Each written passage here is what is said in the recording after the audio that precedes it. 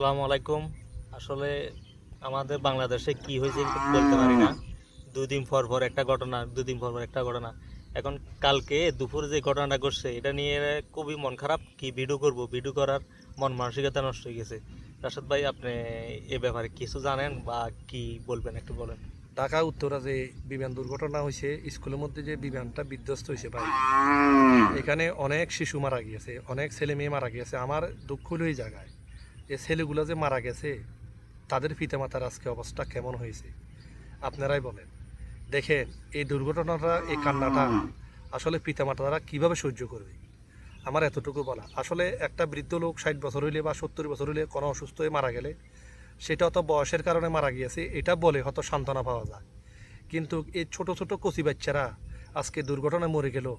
আমি আজকে ওই পিতামাতাদের অবস্থা কীরকম, সে আমার দিক দিয়ে আমি একটা চিন্তা করলাম, তাদের কলিজার টুকরাগুলোকে যে আজকে তারা যে হারালো আজকে এই ঘটনার মাধ্যমে, তাদেরকে কি বলে সান্ত্বনা দেবো ভাই।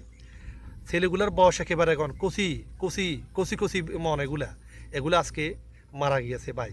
এই ভিডিওটা মর্মান্তিক ভাই। আমি তাদেরকে সান্ত্বনা দিয়ে কিছু আমার ভাষায় আমি প্রকাশ করতে পারবো না, কি বলে সান্ত্বনা দেব।